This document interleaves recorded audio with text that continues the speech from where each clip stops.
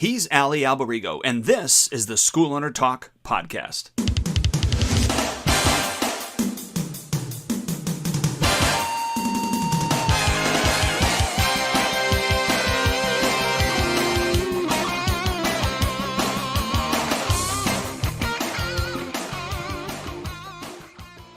Hello again, Dwayne Brummett here with Ali Alberigo, schoolownertalk.com.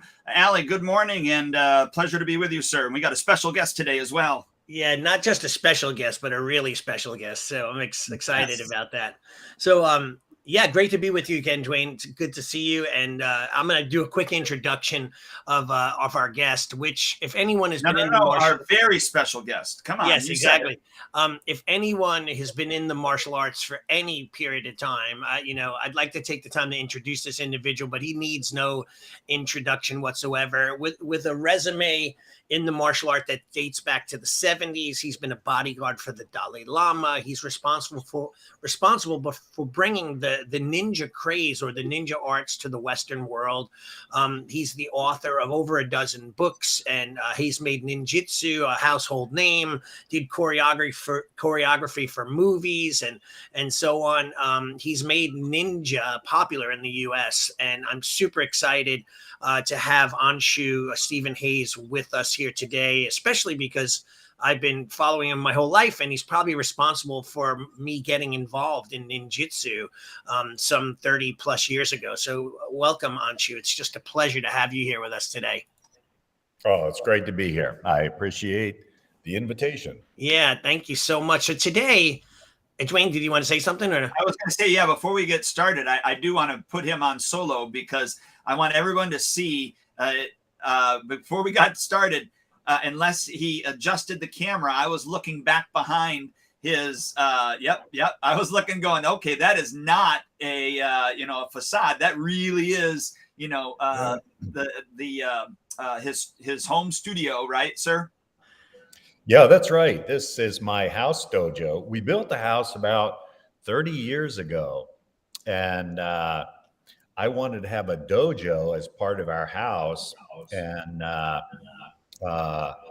then we started a city dojo in like the mid 90s.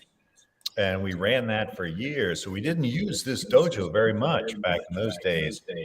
But for about a year now, Rumiko and I have been, officially retired, and private lessons have really picked up. People come out here to my house outside of Dayton, Ohio, on the woods on a scenic river, and people like to come out here, and so this is where we train. Yeah, I just thought it was beautiful, and again, it wasn't a backdrop; it's the real deal. So yeah, I wanted to preface that before we begin. I'm sorry I cut you off, Ali. No, not at all. I mean, it kind of is a perfect segue into like the questions and the theme of this podcast, because our goal today is to speak about the differences between traditional martial arts and modern day martial arts, and the approach of modern day martial artists versus traditional martial arts. And I've had many debates with different coaches and consultants, and how they believe the value of traditional martial arts are, useless nowadays versus modern non-traditional martial arts. And I just wanted to get your opinion. Can you describe, because I know in the beginning, before we jumped on, you had described how you're kind of progressive in come to regards to teaching and the thoughts of the modern martial arts, but not necessarily the concepts of our world today and the value system that we have now in our society. So can you touch on that? Well, I think the big difference when I was in karate back in the 1960s, we had to hope that our teacher would let us come to one more lesson. It was like very much they could dismiss us, and nowadays, it's kind of the other way around for a lot of professional martial artists. They're trying to engage people. They'll call them on the phone. They'll make them special offers. It's so different. I don't know if people can even identify with that. Martial arts was a big deal. It was this like secret thing. And to get a teacher who was qualified was a big deal in the 60s. Now, we've, I don't know, maybe saturated the market, whatever. So many martial arts schools. And in the 60s, when I was a kid, pretty much little girls did dance lessons and little boys did baseball or football or basketball. That was it. That was it. I wasn't into team sports. I was not interested in that kind of stuff. So I didn't do anything until I got in the martial arts. And now, oh my goodness, we got soccer, we got lacrosse, we got football, we got dance, we got foreign languages, we got horseback riding lessons, we got religious and stuff. Rumiko often says, no adult would ever book themselves the way they book their kids. Oh my goodness, so true.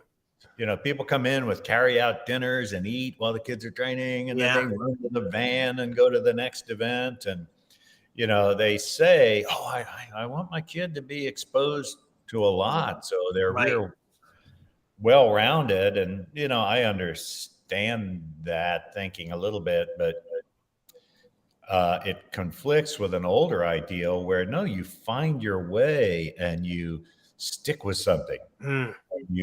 You master it at maybe expense to your personality. Your personality changes. You change as a human being because you're mastering the skill, whether it's playing the violin or kayaking, whitewater, or martial arts. You become an expert in that.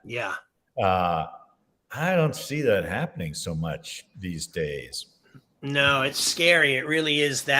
What you just described is, what I went through when I was a kid training in the martial arts. Like Mom, I didn't like class. Okay, so who cares? Go back tomorrow. There was no choice. I don't want to go today. We'll get in the car. You're going. That was my choice, to listen or get in trouble. Nowadays, you're right though, that I always say that people are searching for their child to shine in one activity. So they'll dabble in a million different things, hoping that, wow, they are a great, violinist or whatever. But like you said, unless you dig in and really practice and stay in that lane and overcome the trials and tribulations, you're never going to get there. You're never going to have that self-confidence and ability in anything you do. Well, yeah. And then we have so many cultural things. So like in the 60s, when I was doing martial arts, my parents were the opposite of yours. Yeah. Hated martial arts. Wow. They thought, this is some dead end trip. I needed to be responsible. I needed to, get a job. And they hated martial arts. And my father one time told me, he said, my fear is that someday when you're all grown up, you're going to look at me and say, I wish you'd ripped that gi off my back. And once I made a commitment, no, this is my life. Yeah. This is my life.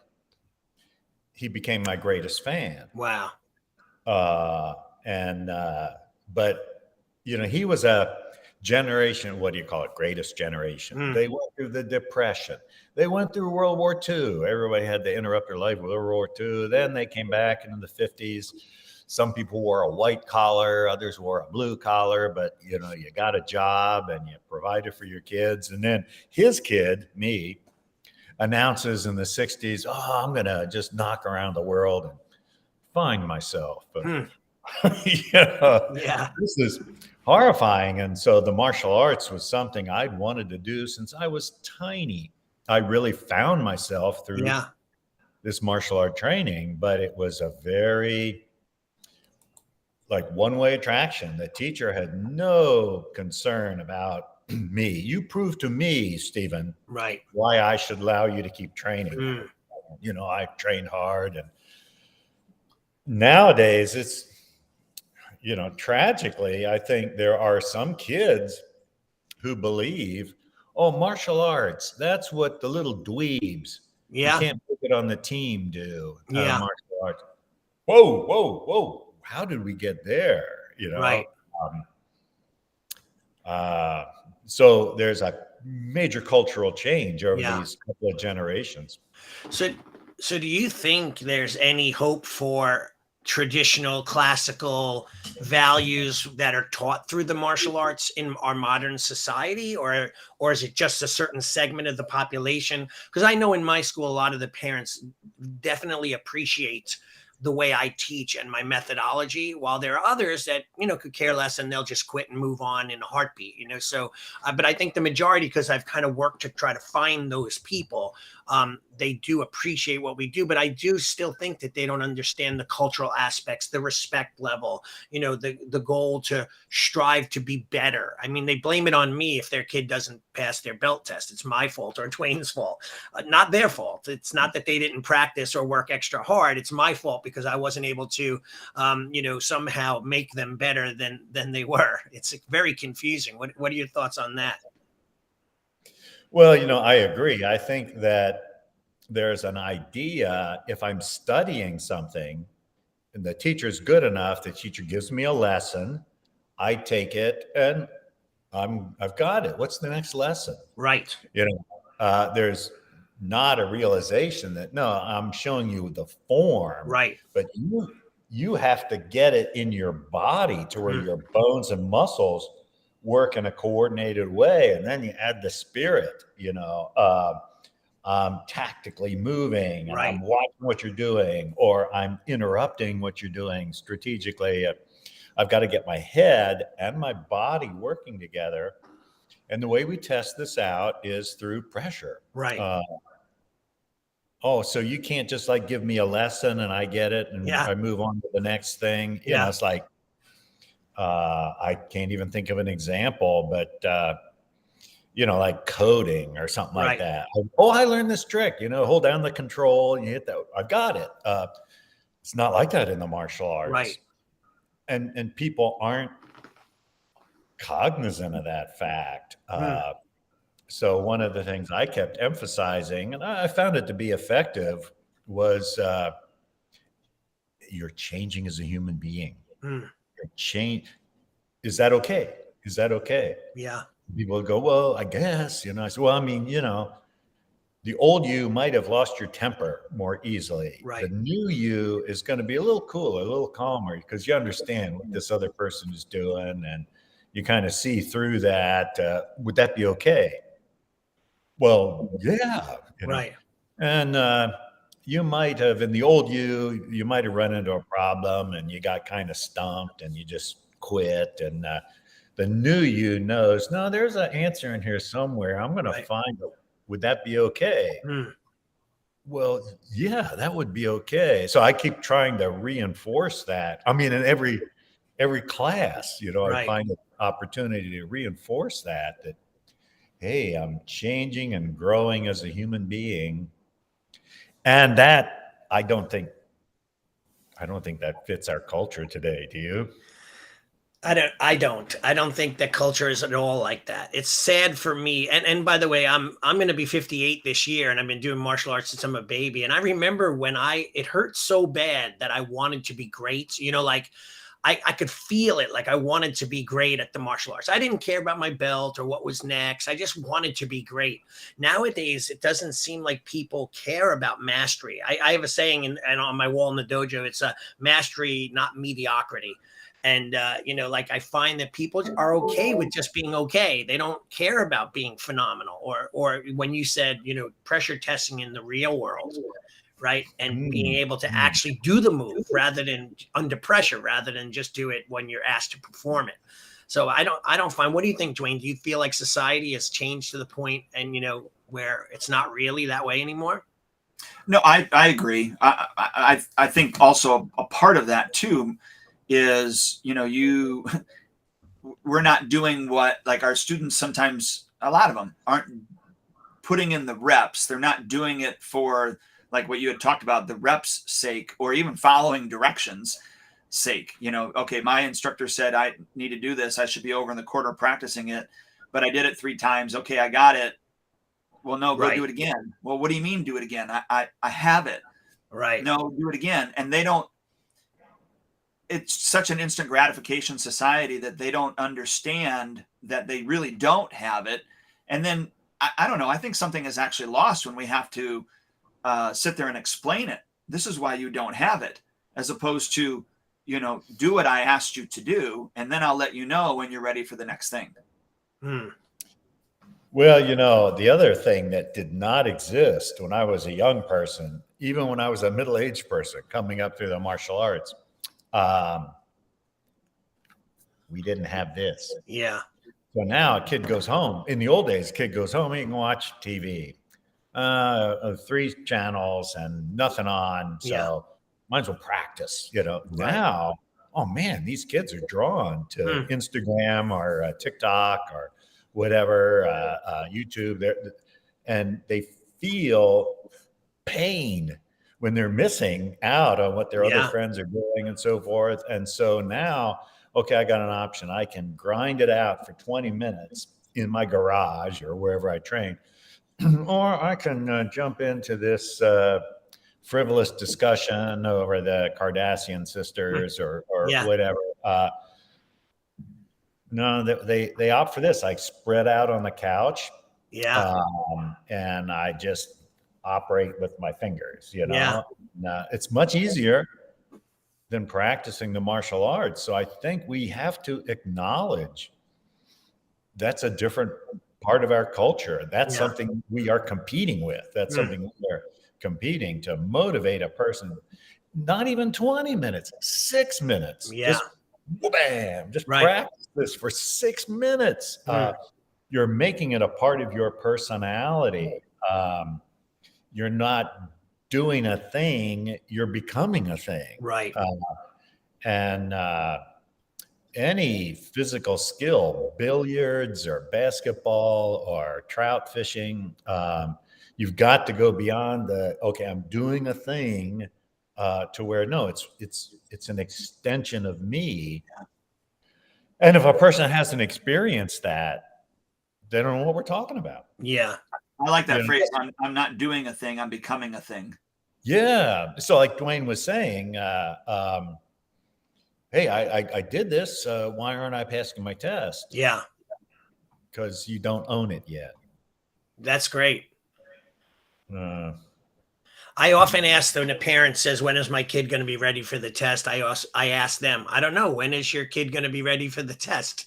Like you tell me when they have their moves down, when they know what to do, et cetera, et cetera. But I go back to, I don't think people really care to like I didn't care about a belt. I remember training with you with my old teacher, Shian Vasquez. At the time, we did a seminar with you back in the 80s, I think it was, or it was 90s. I think it was like 94, maybe somewhere around there. And I was just in awe. Like, I remember the reverence that I had for teachers like yourself and my teacher. And, even when I was with Tanimura Sensei in Japan, like, I love the man like he was my dad. Like, there's that feeling that I had, and I'm sure you had with Hatsumi Sensei too. Like, I don't know if that reverence is there anymore. Like, I don't know if people appreciate a master. Like I take guitar lessons with a famous rock star, and we do it on Zoom. He's still touring around the world. He plays with a band called Whitesnake and Trans-Siberian Orchestra.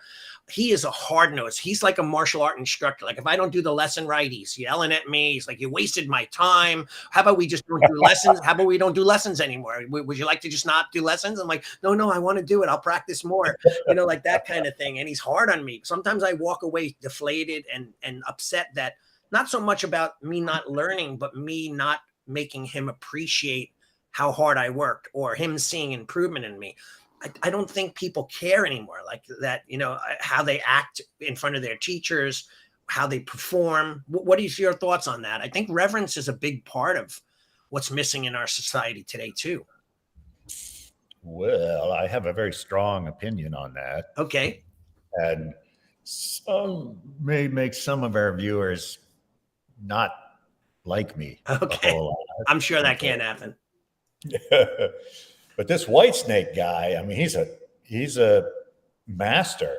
Beyond. Nobody's going to go to this guy and say, "Oh, you're okay, but you're not very good." He just laugh in their face. He's a master. And so he set it up where he's looking for other people who are looking for mastery. He doesn't want a duffer. Well, I'll pay you double. I don't care about the money. Right. I care about the. So how many of those people are teaching martial arts? Mm. Ooh.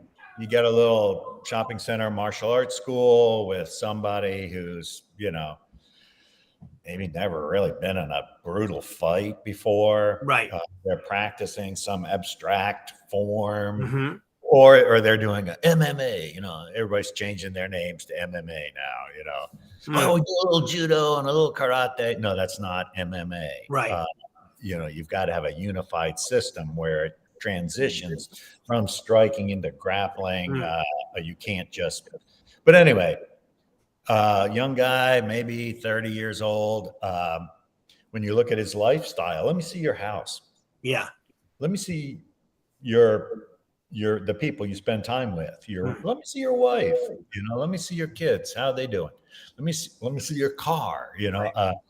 What are you doing now? Let me see you perform. Right. Let me see. I want to be humbled. I want to come in there and you just do stuff that, wow, right. I'm humbled, and you get it. You're not a show off. You're not arrogant. You're not putting me down and lauding yourself. Right. You're just delivering from your area of expertise.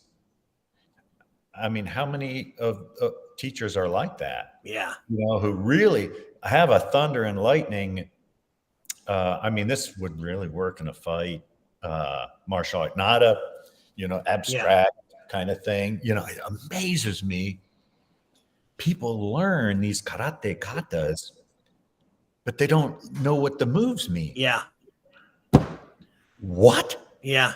You don't know what the moves mean? Right. Well, right. it's kind of traditional. We do this to get my purple belt. Oh my God. Right. I just don't understand. Every move in a kata has something that you're practicing by yourself to get. It's like, I just don't understand. So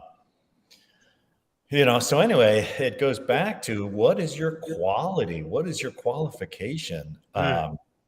As a teacher, you're teaching real stuff that's really going to work in the real world, hopefully. You're teaching something that's inspiring. People are becoming stronger, slimmer. God, I mean, obesity today is a major problem in the U.S. So it would help if I could lose a few pounds, tighten up my muscles a little bit. The other thing that's very important, I think, in martial art today is this idea of camaraderie. I have my friends that I'm going through these with, and it may be more important than what us old duffer, martial art, we put like fighting and utility and self-development high on the list, but maybe our students in this day and age put camaraderie and personal challenge and winning a fist fight on the street, maybe in like 5th place or something like that. I mean, that's real. That's real. That's not my motivation, but I'm a 1940s guy. Yeah.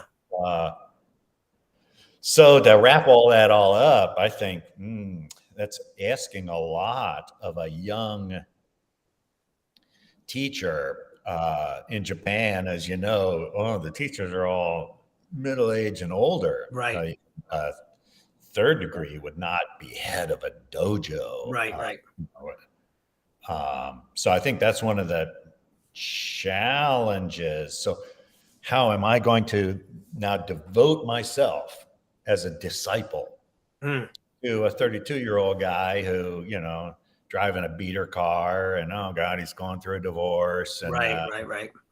Life is not working for this guy. I'm going to devote myself loyally to him. Yeah. People aren't that gullible. Awful word to say, but yeah. Do you find, and I find this too, though, that there are a lot of martial artists that have grown up in the modern day Americanized or Westernized view of martial arts, and even the Western view of what a Japanese martial artist is like is totally not what it really is, unless you've been to Japan to actually see it. It's a totally different thing than what our perception is. But do you find, though, that being that they think Western a Western way about martial arts, that they're missing a lot of the essence. Like I know that the Japanese culture is tied into their language, like the language is very cultural, how you act, what you say, who's the head of the table, who eats first, all these things that are very traditional aspects of Japanese culture, that tie into the martial art culture. That's no longer even understood in an American martial artist, and of course they dismiss it as wasted tradition. Well, why do I have to wear, a certain uniform or bow and call my instructor sensei or be respectful and carry their bags and all these little things? But I believe that the culture, right, does have a lot to do with the way the art was developed. Do you feel that that is true? And is it something that you think is missing in today's society? Well, that part of Japanese culture, you have to go back in history, back to like the samurai days when, and that was not that long ago. That was about the time of our Civil War. Right. Right before that, samurai were walking around with swords and running. They weren't doing a good job of running the country, and it collapsed, and the Meiji era came in. And the Meiji era, they looked around and they said, whoa, wait a minute. All these Asian countries are colonies of the Western nations, except for Japan. Mm-hmm. I think we're going to do that too. We're going to have colonies. And the West said, no, you're not. Yeah. And they said, yeah, we are. So they went to war with Russia in the early 1900s. Teeny little Japan beat the Russian military, and it just, wow. So what did they need to do to promote that? They brought the emperor back, emperor worship. We don't worship the president of the United States, even if he's our own political party. We don't worship him, and we do little political cartoons and make jokes. And no, in Japan, in the Meiji era, no, you worshiped this. And they had a system back before the Meiji era that was called Gonin Gumi. And the government went to all the villages and they said, okay, we're going to help you guys out. You're going to be part of a 5-family team in the village.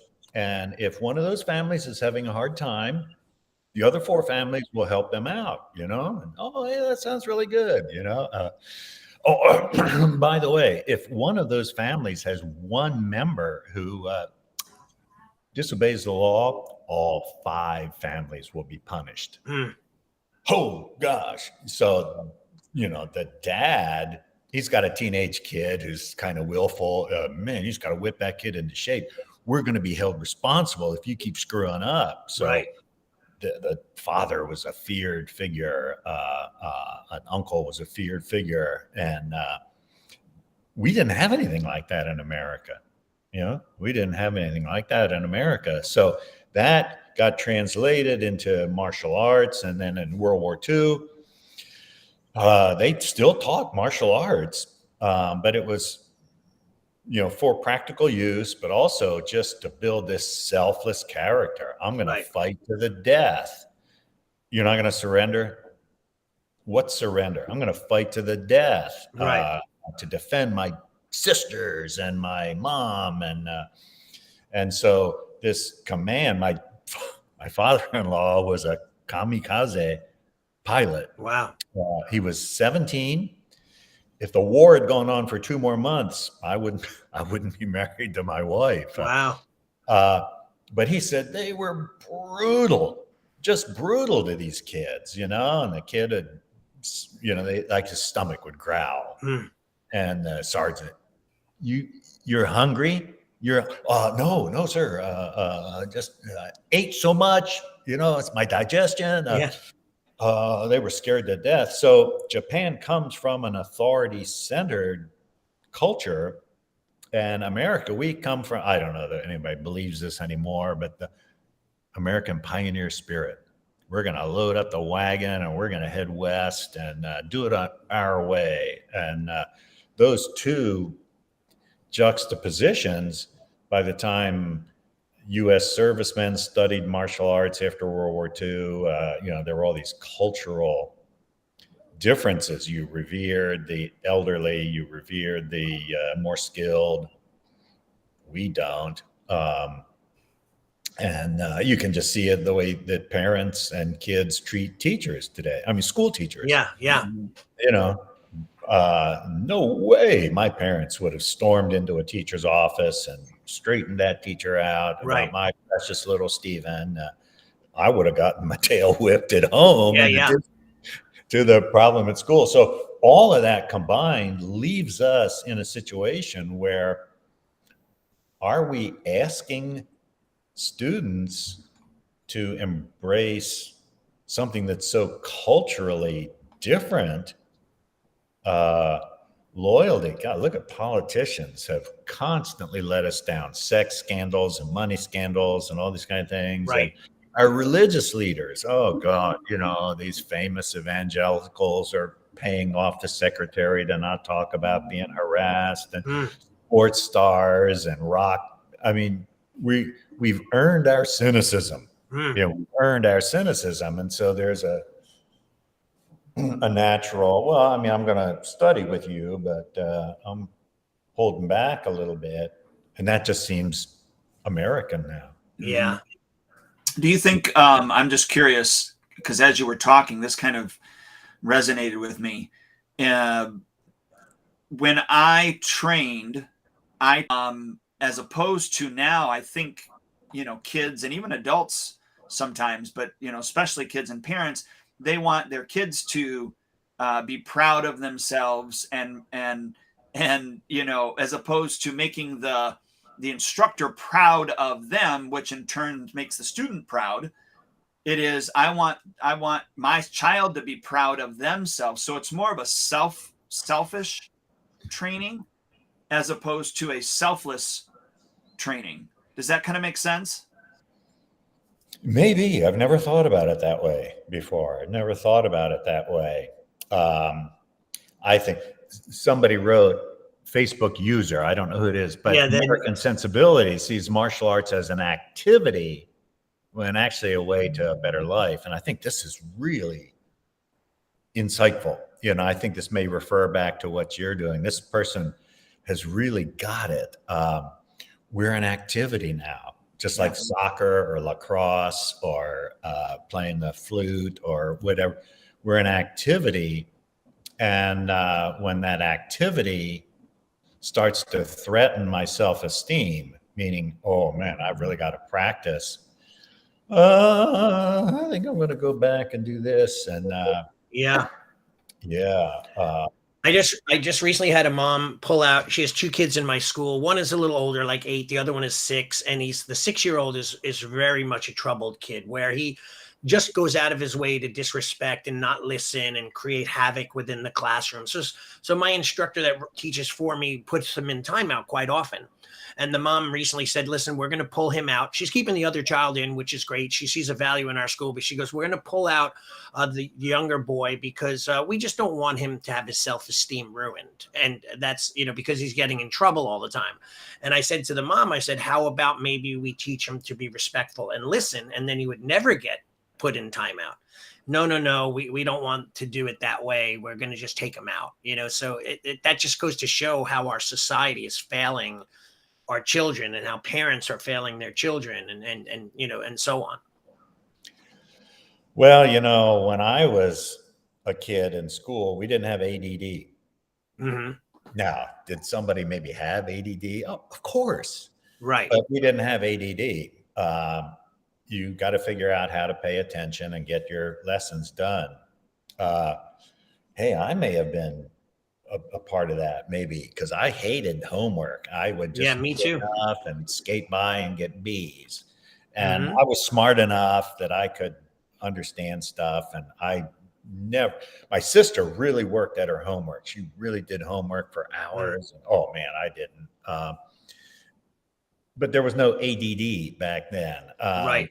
There was no self-esteem problem. There was no self-esteem problem. We were constantly working to up our self-vision. And you're a little kid, you do stuff wrong. we're going to show you how to do it right. And as years go by, you'll become a very capable adult, but you're a kid. It's your fault. You don't Yeah. know what to do. And we're going to tell you what to do. Don't do this. Don't say that. And we grew up, and there were no mental health problems. I'm Right. saying this humorously. Obviously, these things existed, but we didn't address them. There were no mental health problems. Oh my goodness! Today, everybody has got a mental problem. Right. And Right. it kind of cracks me up.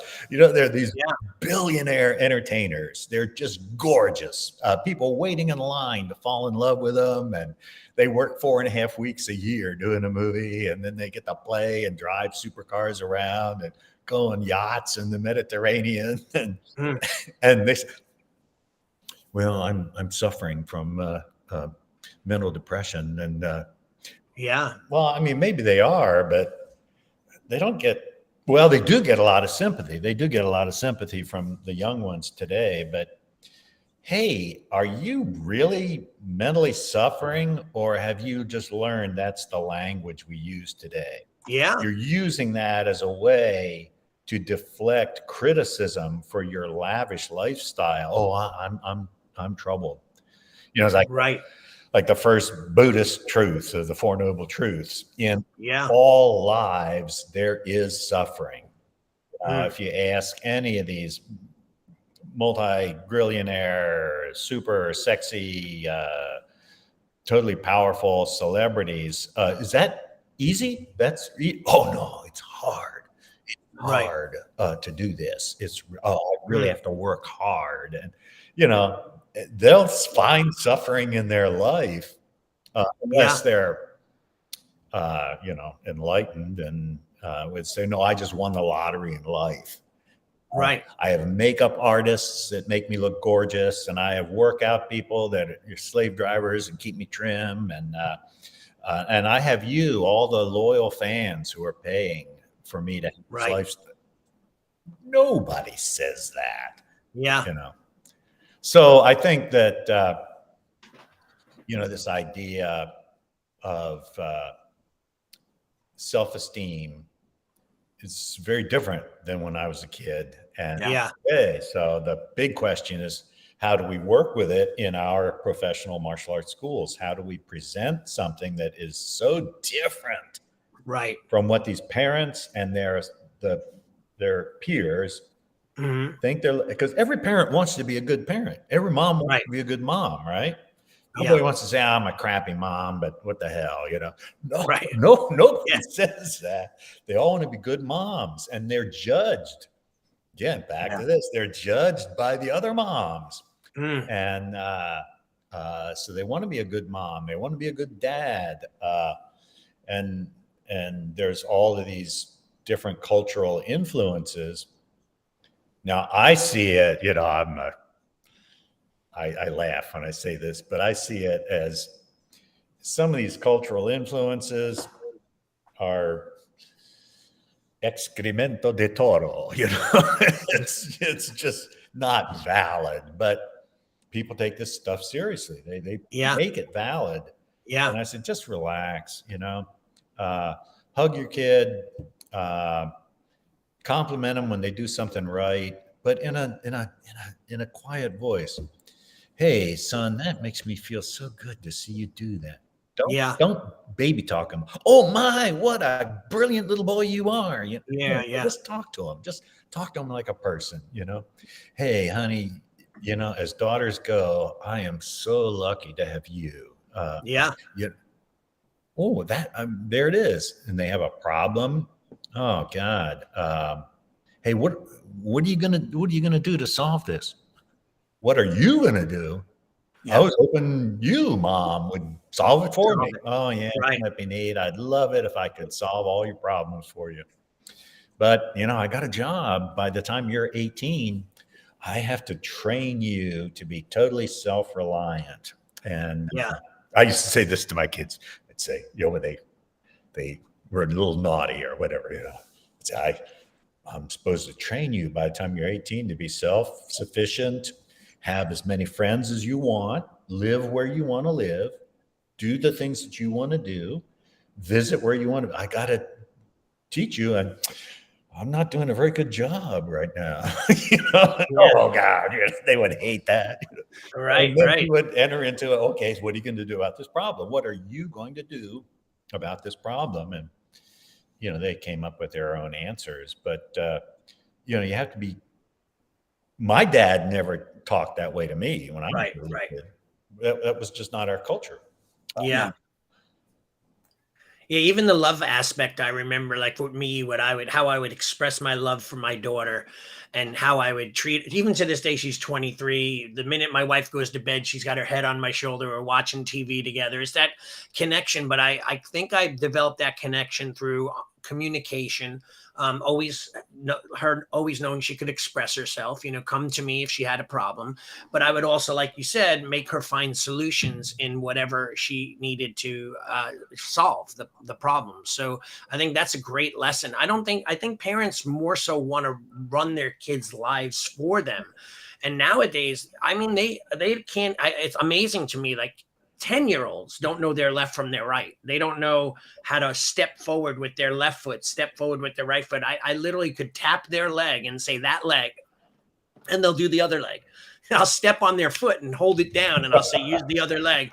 And they'll try to move the foot that I'm standing on. So like that common sense is totally out the window these days. Just thinking for themselves is out the window as well. Well, even going back to what you had mentioned before, that we're seen as an activity nowadays.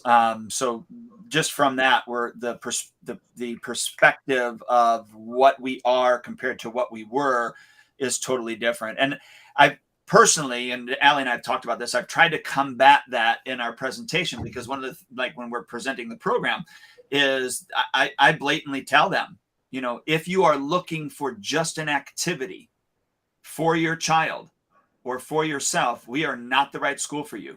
We are not looking for people that want this to be solely an activity. These are the things that it is. And if that doesn't match what you're looking for, then we don't want you to waste your time here. I mean, I literally say that. Well, I mean, and does it work? Yeah, I think for the most part. I mean, I think that there are some individuals that get in and then find out that, oh, yeah, it is more than an activity, and then quit? Sure. But I told them from the beginning. With the current culture, I'll just for fun, with the current culture, I wonder if you reversed that and told them, oh, I'm so glad you found our school. We are dedicated to self-development. Now, that means there are going to be some lessons you don't like until you master them. Then you'll love them. But sometimes people are looking for an activity, and we are like way beyond an activity. And so I have to sometimes warn those people, this isn't like just playing a little t-ball and being a part of the team and forgetting. No, you're really changing as a human being. And it's fun after you go through the change, and like promote it in a positive way. I love that. Yes, I love that. Thank you. Yeah. So Anshu, I wanted to quickly, I know because we've been going for 45 minutes already. We only have like 10 or so minutes left. So I have a question for you. Do you see, like, for example, I'll bring up a famous movie star actor who and I know that I've trained with. And he went in the MMA and he taught someone a basic front kick. And then the MMA community made fun of it because it was a basic front kick. But the development of how you deliver certain movements, like a punch, with a certain body mechanics, should develop twice the amount of power, or that kick where pushing the hip in further and extending the leg out, just slightly different than what they're learning, makes it all that much more effective. Do you see that nowadays, where a lot of those, what we would call kudan or secrets, right, where, they're being taught by our teachers on how to just specifically twist the wrist into an emote gyaku or something and make it hurt versus doing it and not working?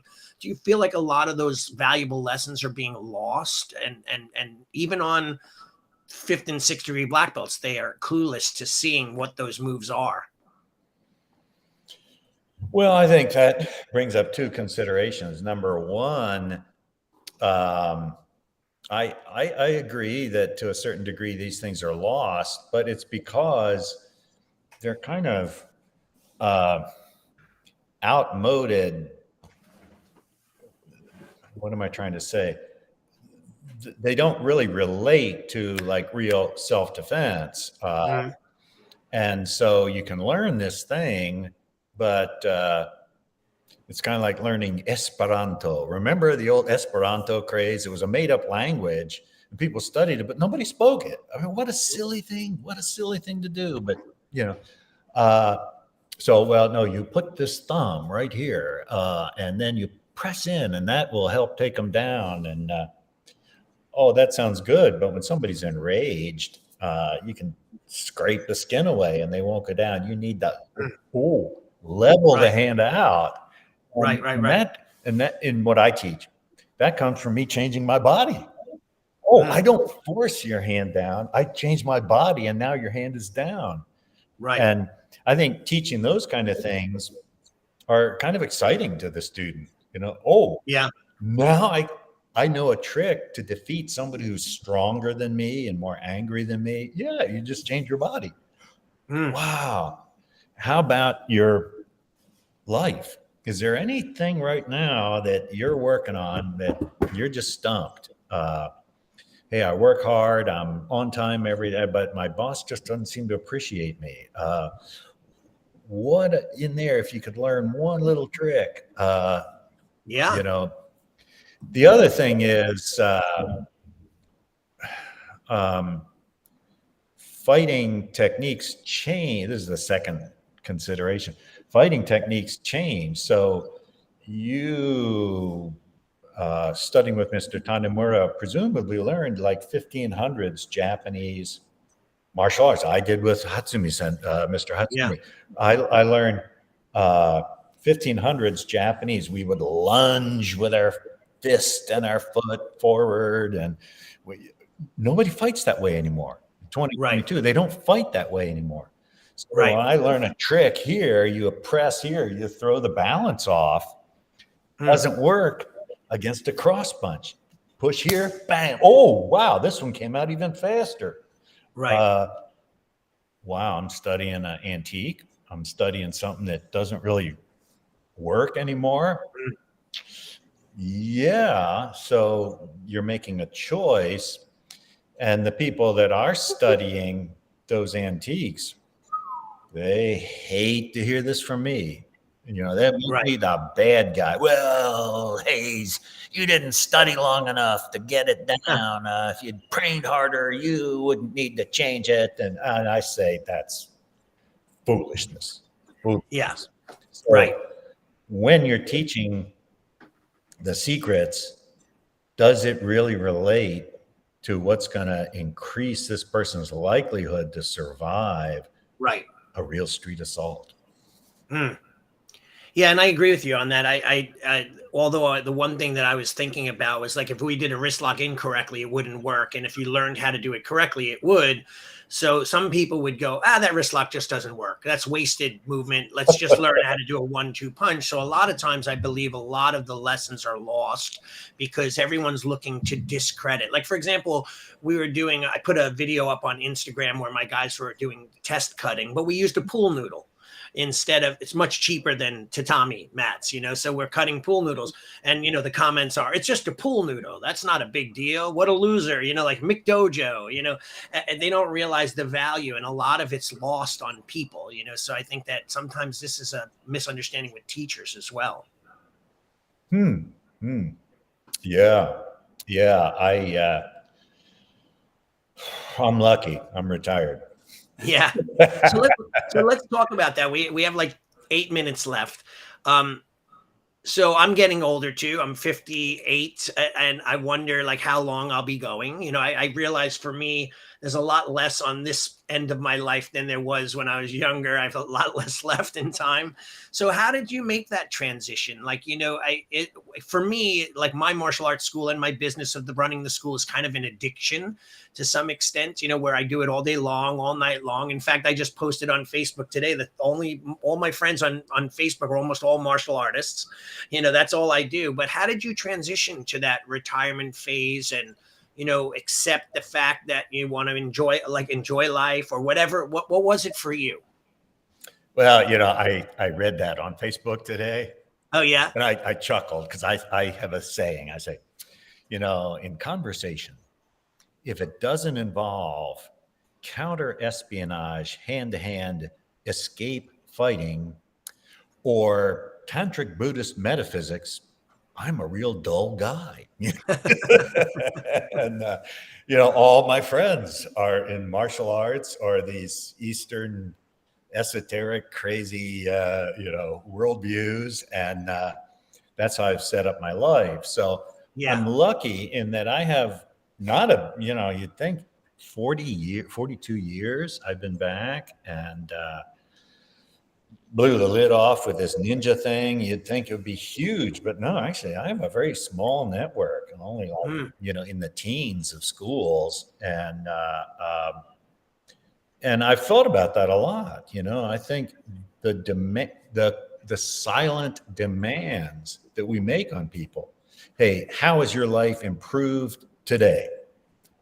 How has your life improved today? Well, it didn't, man. I had all kinds of problems. Okay, so you solved them, or you're working on your life improved today. That's not popular. People don't like that kind of talk. They make excuses for themselves. And I understand mental illness is a real thing. I get that. Inequality of working for what you're paid for, I totally get that. That is a real problem. How are we going to go around solving that rather than stay fixated on it? If I'm fixated on it being, then there's no hope. I'm just looking for other friends that will reinforce this with me. And again, this is 1940s thinking, and I apologize to the Generation Z people, 20-year-olds who have their challenges. I understand there are challenges, but I'm just saying the way that these are approached does not guarantee success. You got to go further back, and so I have found now, retired for a year, I'm kind of reinventing myself.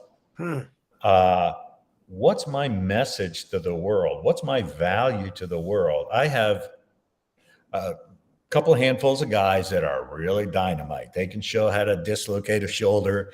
They can show how to snap a punch out and while moving. I don't even have to teach martial arts anymore. I've got these guys that are very good, and I'm working on the more subtle martial art things with them. But what's my message? What could I deliver to a Generation Z person that would snap them out of it? Mental illness is real. Income inequality is real. But how do I fix that? How do I rise above it and encourage other people to come with me? Right. I don't see in our current culture a lot of answers. It's more just pointing out the problem and celebrating the problem and joining the problem and what are the answers to these problems? Right. And that's what I'm looking for. How can I be that guy, who maybe has some answers, not the answer. I'm not going to fit everybody's definition, but maybe a few more people, and maybe not even martial artists, maybe just, folks in general.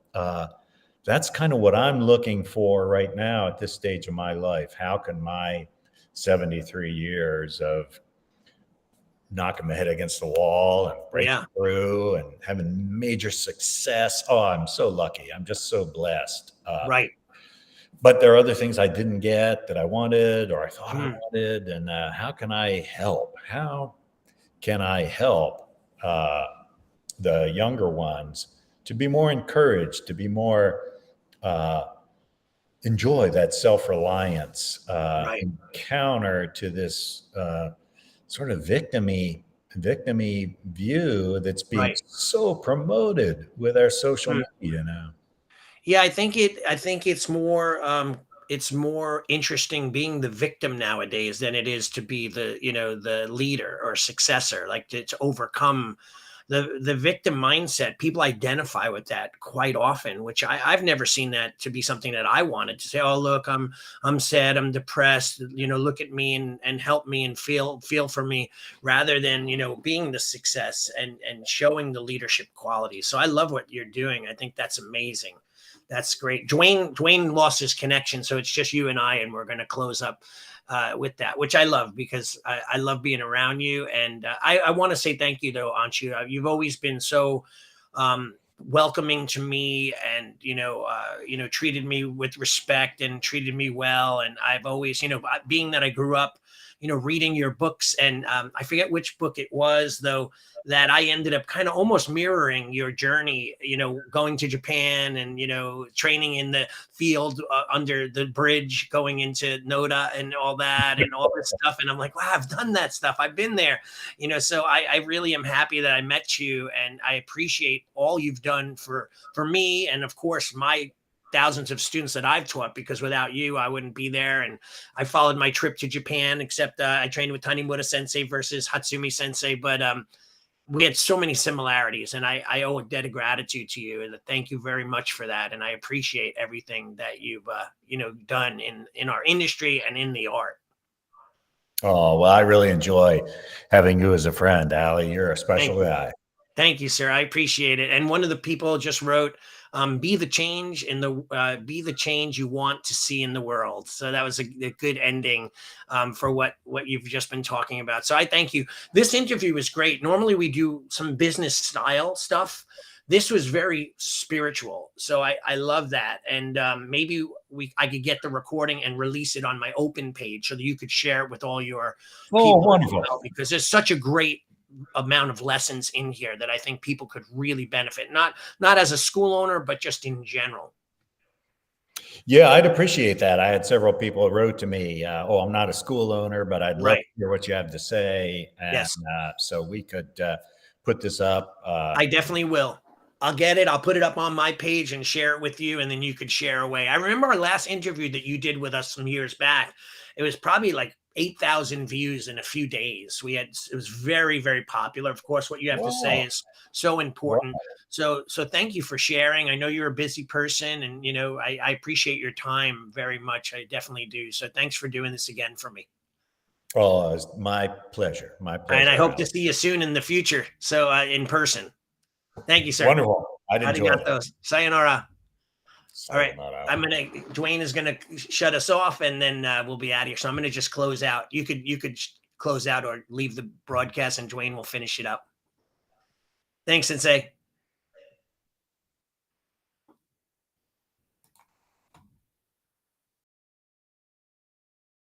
Thank you for joining us for another episode of Martial Arts School Owner Talk podcast. This would not be possible if it weren't for the support of our amazing sponsors. Please check out Elite Insights for all your website needs. LeadHunterMedia.com, your online digital marketer and content provider. Academy Kings BJJ Growth Consulting and Management Group at GrowMyAcademy.com. SparkMembership.com, hands down the best martial arts software for school owner management on the planet. GetKarateStudents.com, a martial arts growth consulting company for all your systems. AddHealthCoaching.com, helping school owners create a whole nother revenue stream for their school. We will see you next time.